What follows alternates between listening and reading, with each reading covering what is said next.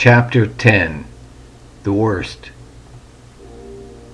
Jeanette had just been given a new regimen of antivirals. The antibiotics hadn't worked. Like with the antibiotics, Dr. Smith just happened to have some at the office. He pocketed the $50. She didn't get a receipt this time either. Smith was still confused. He didn't know what was affecting Jeanette, but he wanted to give the new medicine some time to work. He knew it was a shot in the dark. He nonetheless reasoned that something was wrong and the antibiotics hadn't worked. So it had to be a virus. What else could it be? He reasoned. Nothing was critical yet, at least in his mind. In John's, however, things were critical. He wanted it over with. He wanted to get a start on his new life, and Jeanette stood in the way. "Good morning, John." John, from time to time, met his neighbor, Phil, on his way to work. It wasn't very often that John and Phil met one another at this hour. John was going to work as late as he possibly could these days to make sure Jeanette and the kids were all right before Maria arrived. "Good morning, Phil. How are you today?" "I'm fine. I haven't seen you, the kids, and Jeanette in a long time. Are you enjoying the summer?" "Yeah, so far so good. Jeanette's a little under the weather. She has been for a couple of weeks now." "That explains it. That's why I haven't noticed you enjoying the pool." "Not this year. There's always next year. It's not going anywhere." "No, it's not. I hope Jeanette is feeling better soon." "Thank you. How's your firm going?" "Pretty well, thank you. This year has been tough, but I'll know in a couple of days just how bad. I'm hoping we've survived this slump." "I'm sure you have. I have to be going. I have to get to work." "See you later," Phil said, getting into his car to leave. "See you later. Have a good day." John did the same and left for work. He was going to spend a little time in the office this morning. He wanted to get the estimate in the mail today. He would call the Musiacs later today and let them know they could expect it soon. He pumped his fist as he backed out of the driveway. There was no way John could have known his chance encounter with his neighbor had worked in his favor. The conversation, as brief as it was, would only corroborate his story and keep the coroner at bay. Suspicious deaths always underwent an autopsy by law, where a needle mark would surely be found. John had lucked out. His neighbor now knew Jeanette wasn't feeling well. To further corroborate his story and avoid an autopsy was the fact that she had been to the doctor's office twice now. If he had known things were going so well for him, he would have been delighted, but he didn't know. He hadn't thought everything out. The mission he was on occupied too much of his mind. He hadn't thought everything through. He just wanted to rid himself of Jeanette. John sat at his desk after getting a coffee from the vending machine.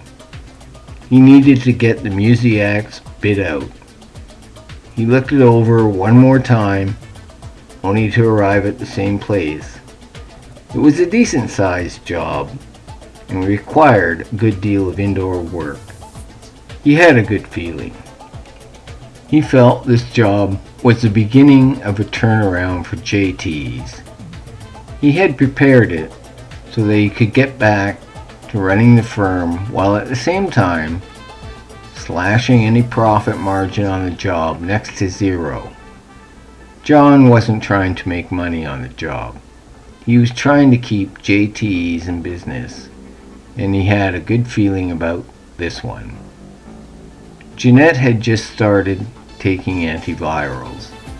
She had just been to see Dr. Smith, and much to his chagrin, the antibiotics hadn't done anything to fix her. She was still feeling faint, tired. Headaches had become the norm. Her digestive system was off. The trembling was getting worse. She spilled her coffee or tea more frequently. Smith was at a loss. If the antivirals did nothing to clear it up, he'd have to resort to more drastic diagnostic means. He would have to use all the tools available to him, but he was optimistic. He felt the antivirals would work. Johnny and Tammy hadn't been told about their parents' marital problems, and nor had Maria. Jeanette's well-being had taken center stage. The family had been forced to focus on her and her well-being. Even the children were concerned at this point. Even though they had absolutely no understanding of what could have been possibly wrong, they knew their mother wasn't feeling well, despite her efforts to keep it from them. Jeanette had made a Herculean effort to keep her illness from the kids, but it was obvious even to them. It was just too hard to hide it, so the kids knew. Another way to put it would be to use the word impossible. John had gotten the Musiac's bid out. John had left the office, put it in the mail, and went to the roofing job they had just started.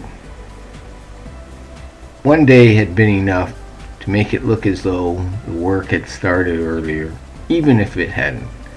The scaffolding was up, shingles had been removed, and new ones had been put in their place. JT's crew was relaxing on the front lawn. It was another scorcher of a day. Even Bob had sweat on his brow. "I wonder when this weather is going to break. It makes it tough," John said. "It sure does." Jim wasn't joining in the conversation. He just sat in the shade, eating his lunch, dreading his return to the roof where the sun would beat down on him some more. "I have to make a phone call to the Musiacs. I want to let them know that the bid is in the mail. They could receive it as early as tomorrow. Let's keep our fingers crossed." "Fingers," John said with a laugh. "Cross your fingers, toes, anything you've got. Here goes." Wiping his face one more time, John stood up and moved a few steps away. He took his phone out of his pocket. "Hi, Mr. Musiac? It's John Travers. How are you today?" "I'm fine. I just called to say I got your bid out today. Would you be able to start soon? We have 2 roofing jobs on the grow, but if we could start inside, we'd be able to start right away. We're anxious. We want to get this going. We've done our homework. How much are you charging?" "The total cost of the job will be $16,500 plus materials." "That's good. We're not going to make much money on the job, but it'll keep us in business." This was music to his ears. Mr. Musiac cared a lot about the local economy, and he was prepared to put his money where his mouth was. "You could start right away?" "Right away." "Well, John, I don't need to see the bid. If it's $16,500 plus materials, you've got it." A broad smile came to John's face. Bob noticed it. "That's great news. I'll sign the bid, but let's get started now." "It's a deal. I'll get on it today. Rest assured, Mr. Musiac, you won't be sorry. JT's may do the best work in town. Goodbye." And John hung up the phone. "We've got it," Bob exclaimed. "We did. We start right away. We're doing the indoor work first. That'll give us time to finish up on these 2 jobs. I'll have to hire some more indoor help.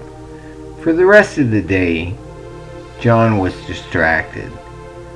The Musiac work had given him the opportunity to turn JT's around. He was excited. This was the break he was looking for. He still needed to find more work, but the Musiacs had lessened the urgency. He needed to get ready. His mind wandered to what JT's needed to do to pull this one off. The obvious hole to him was hiring the expertise needed to complete the job successfully. He would get on that later today. He had to make sure Bob didn't have any contacts.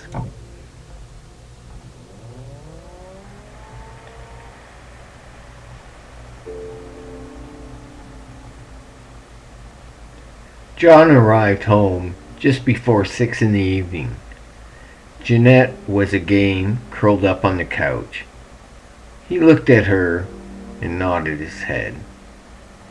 He had a hard time accepting that he was doing this to her. But she shouldn't have done what she did. We all had to pay for our actions, and she was paying for hers now. His entrance disturbed her. She looked up from the couch. "Hi, how are you?"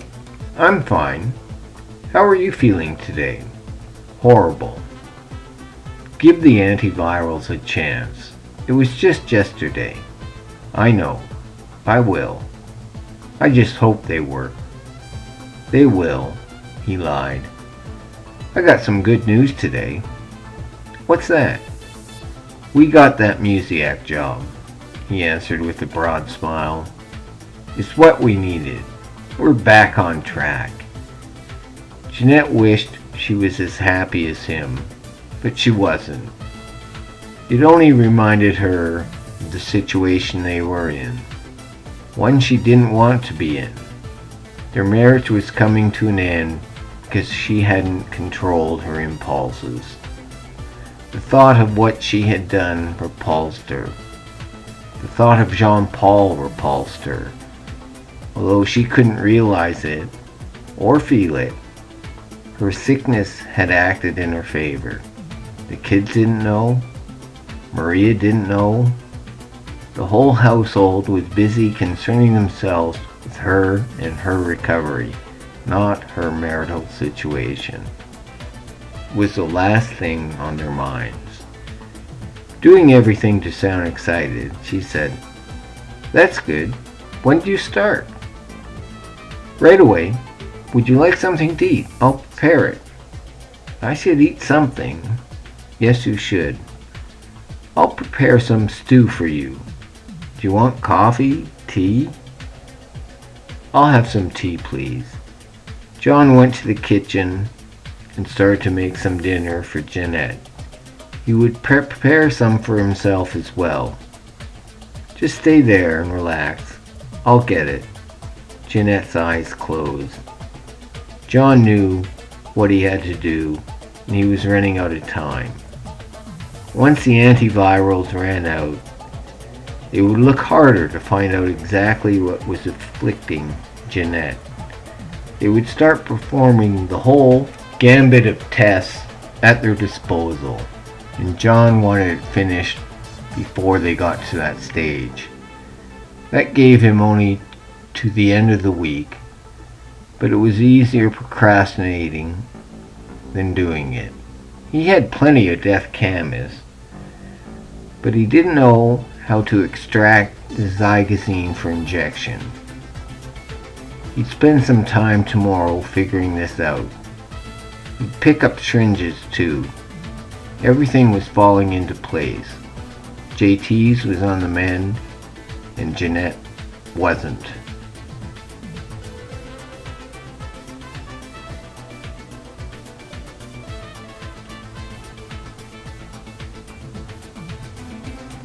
Bob, I was hoping you'd get back to the office this afternoon. Do you think the two of you can handle it? Of course. We can handle it. Okay, I'll leave at lunch. John stopped at a pharmacy on the way back to the office. He picked up a package of syringes. They had various sizes. John got the 100 ml one. This meant he would have to inject her twice just to be sure. It wasn't small. When he was a kid, he used it as a squirt gun. He still needed to know how he could extract the zygazine from the plant and get it into injectable form. But he had all afternoon to figure this out. He didn't think it could be too difficult. He nonetheless had no idea. His afternoon turned out to be productive. He had the syringe. He knew how he could extract the zygazine from the death camas.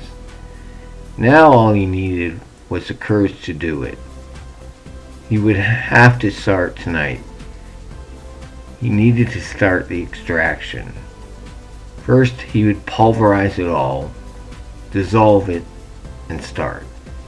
He needed to cook it for a good 20 hours and then start concentrating it. John found that finding the courage was the hardest part of what he was doing. The extraction and the concentration was easy. He could do it in the garage.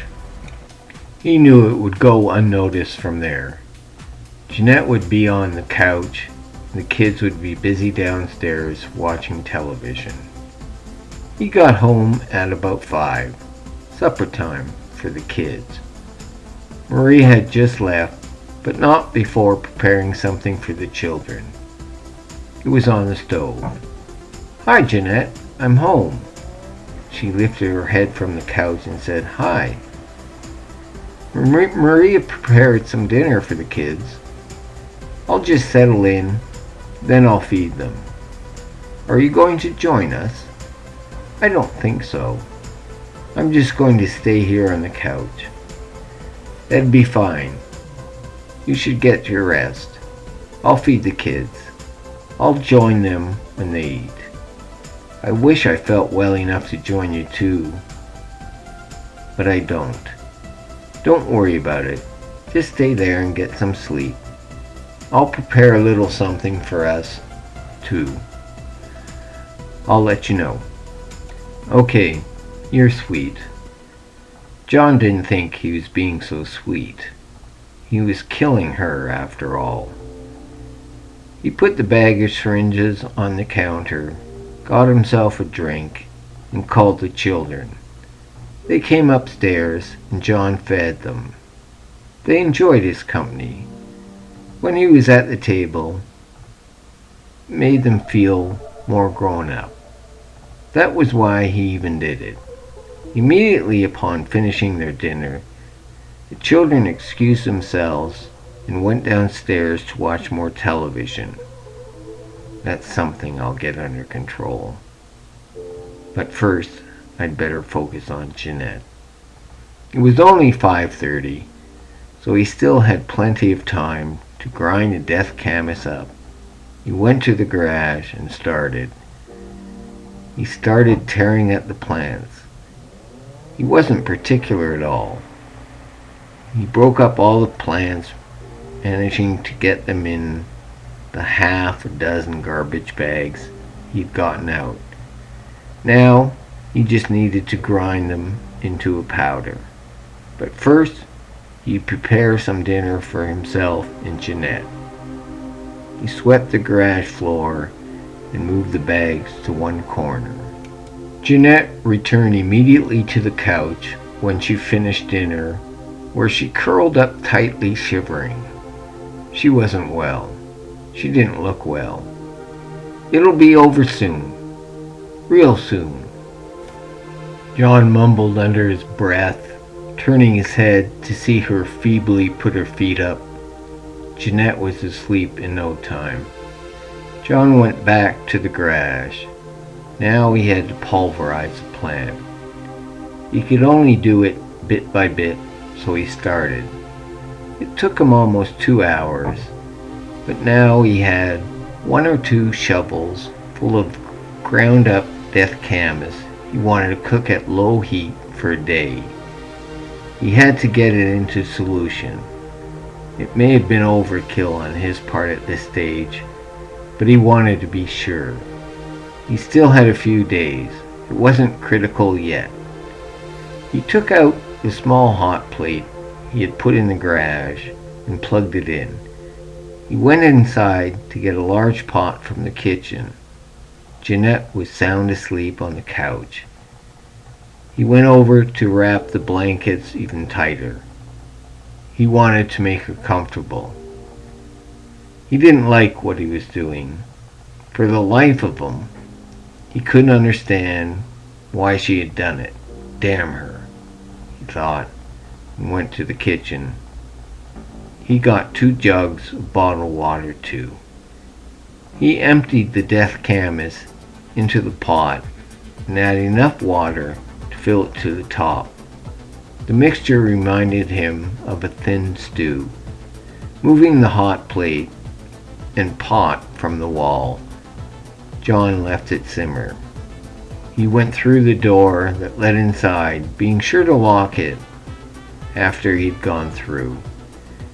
Jeanette still laid on the couch, wrapped in a blanket when John entered the living room.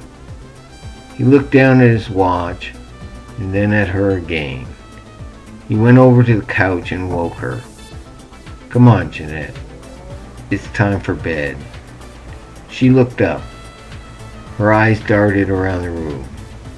Slowly, they came to rest right in front of her. "Okay, thanks," she said, struggling to get to her feet to go upstairs to bed. "Good night." "Good night," she mumbled as she stumbled across the living room floor until she could put her hand out for support on the hand railing leading upstairs.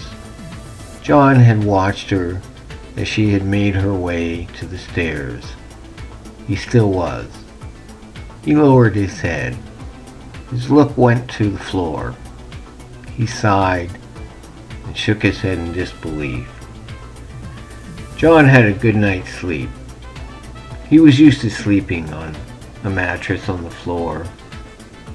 This was soon to be his 4th week. His watch sounded. He often got up at this hour so he could relax, have coffee, read the newspaper, and have a little breakfast before going to open up JT's. He did this around 6 times a week. His dream was to get back to it 5 times a week. And with the new job, the Musiacs, he was a lot closer than he thought. In fact, he hadn't even had time to let the implication for JT sink in. With everything that was going on in his life, he couldn't be blamed, could he? After showering and getting ready for the day, John went downstairs to make coffee. He reached out the front door to get the newspaper. He hoped there was something of interest, but it was in the middle of the summer, so he didn't have a lot of hope for the sports section. Jeanette was still in the bedroom, sound asleep. John was used to leaving for work long before she would get up. He made sure the kids were up and about, and that Maria was there, or soon to be there. She was coming in as early as possible these days. It also meant she normally left a little bit earlier. But the new schedule worked for all of them, and she was happy to make the adjustment for Jeanette's sake. Her flexibility made the whole family happy. John drank his coffee reading the newspaper. He was right. The sports section was a little thin on anything of interest. John had been a sports fan for his entire life. His favorite sport was hockey, but he watched them all with fervor. He had his favorite teams, and when they won, he was inevitably happy. He took a swig of coffee and went to the garage to see how his stew was doing. It had gotten thinner. John didn't understand how it had done it, but it pleased him. He put the wooden spoon in and stirred it. The death camas appeared to have gone into solution a lot better overnight. This made John happy. It was thin enough that he felt he could inject it into Jeanette without too much bother. He stirred it again and went back inside to finish his coffee and read the newspaper. The kids would be stirring any minute now. They immediately went downstairs anyway. All John had to do was wait for Maria. John looked down at his watch. The last few weeks had taken their toll on John, and he had been going as if there hadn't been any emotional toll whatsoever. He was poisoning his wife. His life, as he knew it, was changing right in front of his eyes. JT's in the city of Sudbury had been going through a long economic downturn, and the recovery had appeared elusive until recently. The city showed signs of recovery, and with the Musiac contract, so did JT's. He recognized this as he sat and drank his coffee. He wondered if Bob and Jim could handle the roof today. He was due for some time off. This would be his first day off in over a year. What time is it? He wondered. It was too early to call Bob, but he had already decided he would take the day off. The stew, if you could call it that at this stage, was on his mind. There was some commotion upstairs. Johnny and Tammy must have been getting up. They were. Looking like they had just woken up, they joined their father at the kitchen table. Conversation wasn't their strong point at this time in the morning, so John greeted them. "Good morning. Did you sleep well?" "Yes, Daddy," they replied.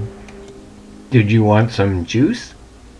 "Yes, please," they answered in unison and matter-of-factly. John went to the refrigerator and poured them both a glass and put them on the table in front of them. "Maria should be here soon.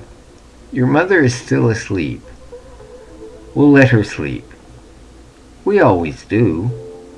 "You do, Johnny. We recognize that. We appreciate it, too." Children were young, but their mother's sickness affected them, too. Johnny asked, "Is Mum going to be okay?" "Your mother's very sick, but she's going to the doctor. He put her on some new medicine just 2 days ago." "It has been a long time." "I know it has. Let's hope the new medicine works and your mother starts to feel better." "What's on television?" John asked, hoping to change the subject. The kids finished their juice and immediately went downstairs to turn television on. It worked. Kids had a new focus. John's mind was preoccupied. Today was the day he was going to kill Jeanette. Everything was going to change. The very essence of what had defined him was going to change. He was no longer going to be a successful young businessman with a family to be envied, a pretty wife with 2 wonderful children, a couple who seemed to light up the room at whatever event they were at. Now he was going to be seen as a widower, someone people would feel sorry for. He didn't need their sympathy. Jeanette had asked for it. She had an affair with Jean-Paul, a jock from Lifestyles in his mind with nothing to offer. Why had she done it? He didn't know. But she had. It was too much for him to take. Everything had been put in motion. The doctor was confused. He was taking shots in the dark. It had to be today or tomorrow before his perfect crime could fall apart. The medical community would look much harder at what was afflicting Jeanette soon. And he didn't want that at all. He wanted what he had been doing, poisoning his wife, to end now, while it would be assumed she had died of natural causes. It would be assumed she had been overcome from some unknown cause. It was highly unlikely that an autopsy would be ordered. If he did his job and injected her with the concoction he was now brewing in a discreet, under her hair, came to his mind, place, he would get away with it. A car pulled to the front of the house. Maria was here. "Good morning, Maria. How are you today?" "I'm fine. Is Jeanette feeling any better?" "I don't know. She's still asleep." "I hope those antivirals work." "So do I," he answered, knowing they wouldn't. "I think it's best to let her sleep." "So do I. Are the children downstairs?" "Yes, they are. The television is on." Maria chuckled. It didn't take much to entertain the kids. All you had to do was put them in front of the television, and it took care of everything else. "Would you like a coffee, Maria?" "I'm not going into work today." She was surprised. This wasn't like John at all. Was he feeling for her? She wondered. "I'd love a coffee. Then I'll have to get started. The house can use some dusting." "Do you know what the weather will be like today?" "They're calling for more of the same. I'll take the kids out to the pool later on. They'll like that. I have some work to do in the garage today, so I'll be spending a lot of time there."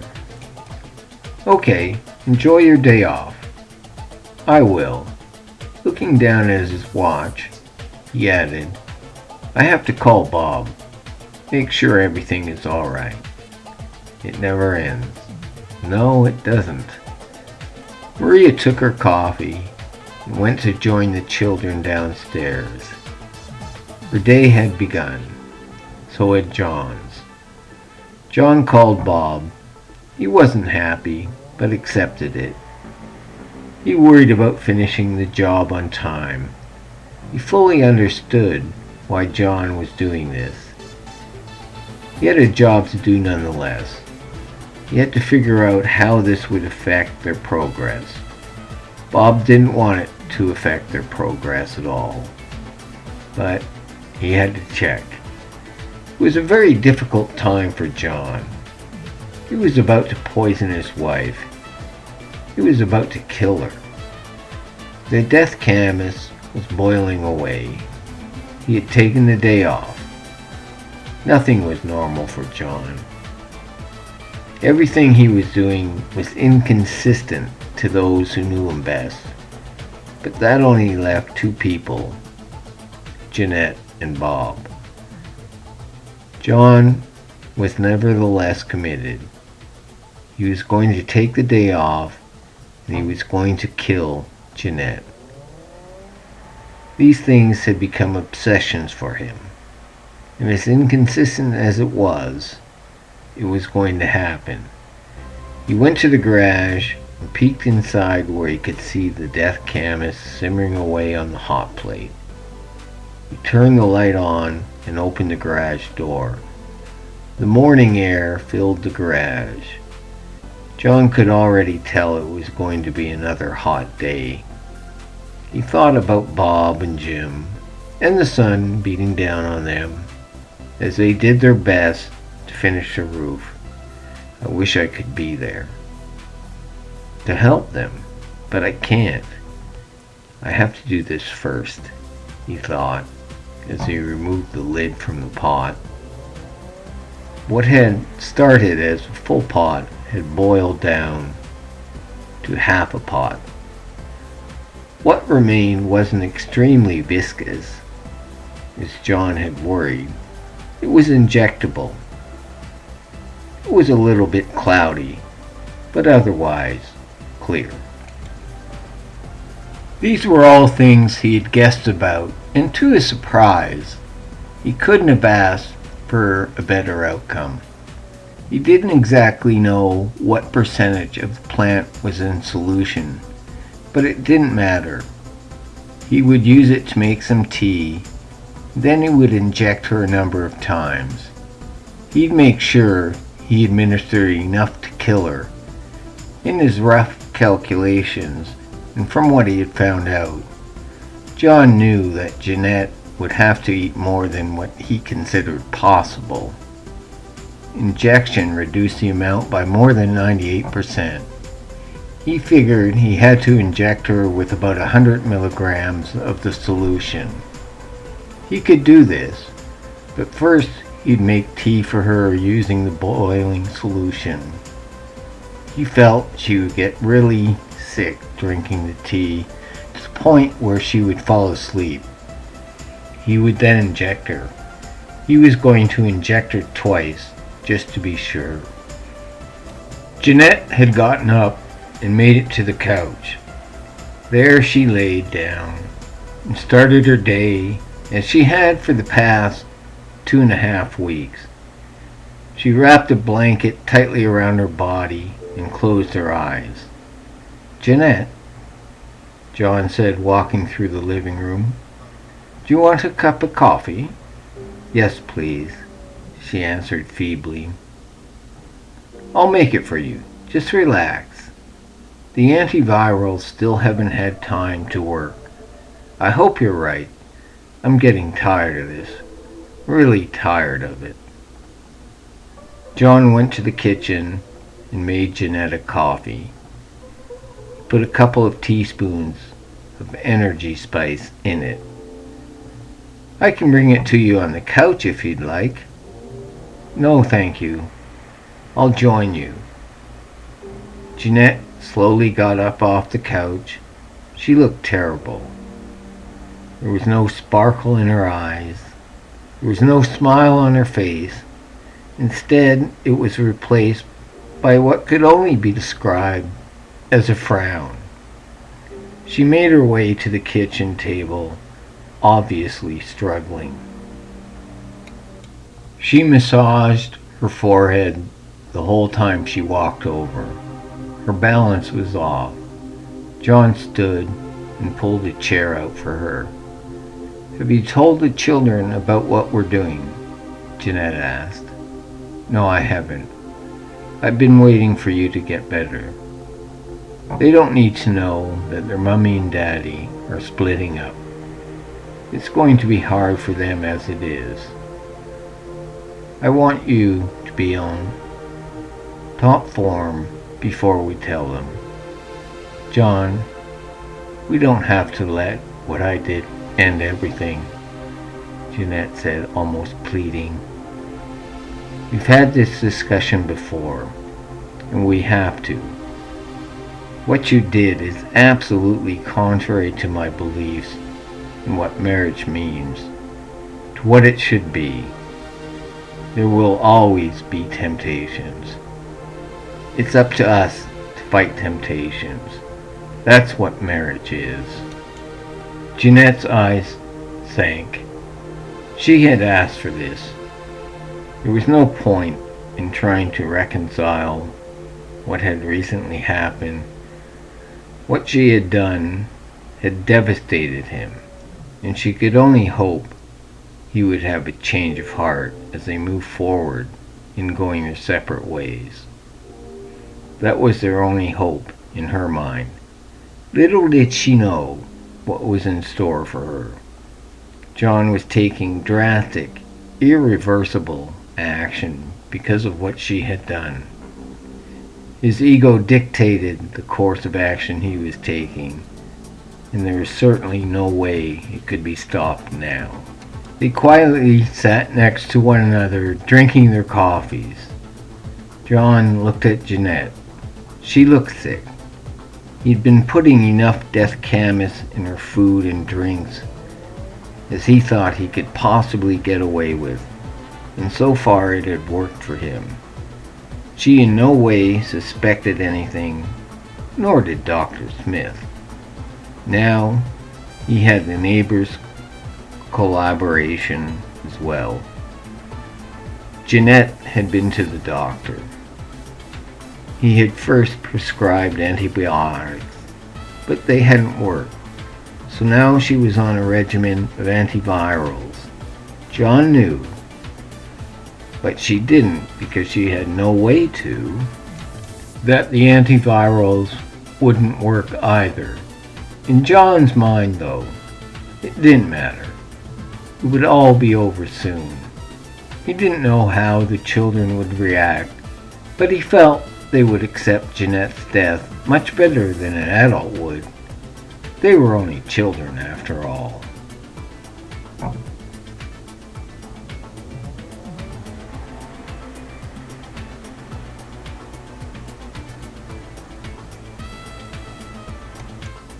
The day went by as the days had since Jeanette had taken ill.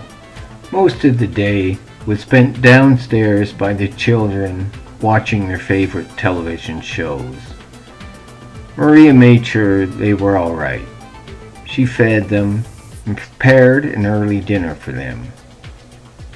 The kids were now used to this. They no longer expected to eat with their parents. They knew their mother was sick and were well behaved enough to know that any complaints they made would go unnoticed. A polite way of saying ignored. Their complaints had several times been dismissed. John had spent most of the day between the house and the garage. He had even managed to get the pot of death camas on the stove for a few hours. Now it was in the refrigerator, cooling. Jeanette was asleep on the couch.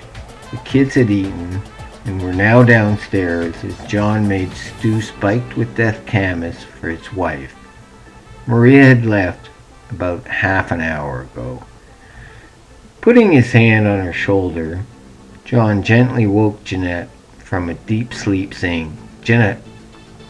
She didn't stir, so he shook her harder. "Honey, wake up. It's time to get something to eat." "Thank you. I'll be right there." He went back to the kitchen and filled a plate full of the stew for Jeanette and put it on the table where it waited for her to arrive. She slowly made her way to the table. He watched her and couldn't help thinking how pathetic she looked.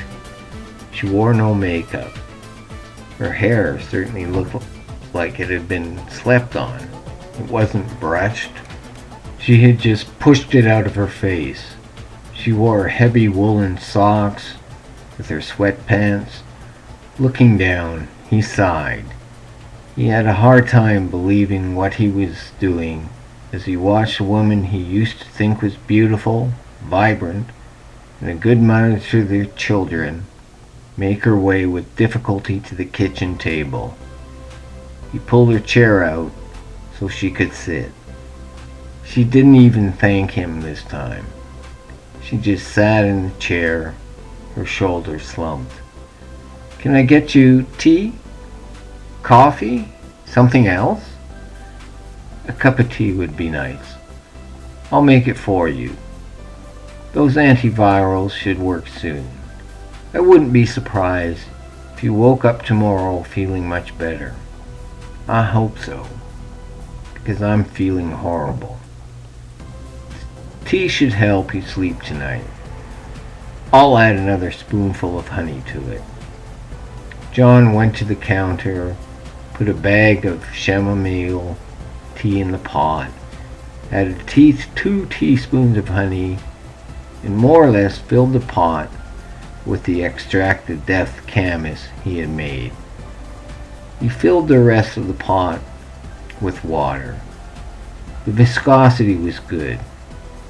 There must have been half the lethal dose of the plant in there. It would surely put her to sleep, and poison her enough to put her soundly asleep, he thought. An evil smile came to his face as he brewed the tea. She won't even know what hit her, he snorted under his breath. Why don't you move to the couch? I'll bring your tea there. Okay, I will. Thanks. Get as comfortable as you can. I'll be right there, he said, taking a spoon from the cutlery drawer to stir the tea steeping in the cozy on the counter. He took the spoon and gave it a good stir. He poured a coffee cup full and brought it to her. Here, take this. It'll make you feel better, I hope. Me too, she softly moaned. Are you going to join me? I think I will, but I'm going to have a rum and coke. Okay, dear, absently came out of her mouth. John turned quickly, and as fast as he could, he made a rum and coke. He couldn't control his sense of urgency. He desperately had to prevent her from nodding off. Not before the tea. He plopped himself down in the chair next to the couch, which she sat on, holding her teacup between her hands. I did it. She didn't nod off. She's still awake. Drink up, Jeanette. A good night's sleep can only help. Don't worry. If you get too drowsy, I'll take you to bed.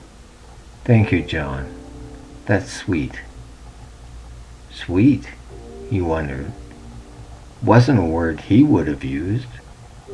She was in worse shape than he had imagined, anticipated. Under the circumstances, what she had said didn't make sense. He concluded that the poison must have caused her to become delirious. Here's to you feeling better. Thanks. And she took a big gulp. For the next half an hour, John focused on Jeanette drinking the tea. Every chance he got, he encouraged her to drink more of his concoctions, always promising her that she would feel better for it in the morning. He twice repeated he would make sure she comfortably got to bed. For whatever reason, his repeated reassurances comforted her. She drank up. After about 20 minutes, Jeanette began to nod off.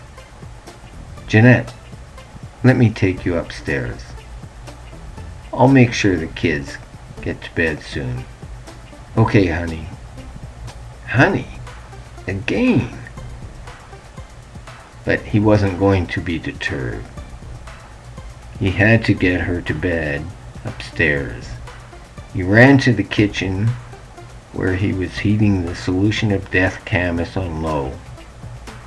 He wanted the solution to be at body temperature. It was, so he turned it off. Johnny, Tammy, it's going to be bedtime after this show. They looked at one another, nodded their heads in acceptance, and called back, Okay, let us know. Just before making sure the kids went to bed, John made himself another drink. Am I losing my nerve? He wondered. The kids were in bed and all tucked in. It didn't take the children long to fall asleep. John had to get to work. Checked the temperature of the death camas. It was right. He got the syringe out, He put the death camas solution in a container and went upstairs to his bedroom. Jeanette was fast asleep. He put the poison beside her on the floor. He looked down at her. He remembered the good times they together had shared. He looked down at the woman he was about to kill, his wife, and the mother of his children. He snapped his head. He was doing everything in his power to muster the courage to carry on with his plan. He turned away from her and took a deep sigh. Abruptly, he turned to face her. He shook her. She was fast asleep. John had decided to inject her 3 times in the back of the neck, under her hair, just at the hairline. According to his calculations, injecting her with 2 syringes full meant he would be injecting her with twice the lethal dose. His hands shook as he filled the syringe. He stuck it in and squeezed it until it was empty. That's 1. Just 1 more to go. He bent down, filled the syringe again, lifted her hair, and injected her again in the same spot. He went to the bathroom to get a cotton ball and a bandage to absorb any blood that might come out. He would take the bandage off once the leaking was all over. He had plenty of time. Now, all that was left to do was to clean up after himself. So he did that and went downstairs to his rum and coke, which was still waiting for him. He snatched it off the table, went to a comfortable chair in the living room, and plopped himself down. He stared aimlessly at the floor. He wasn't focusing on anything in particular except for what he had just done. He had just killed his wife.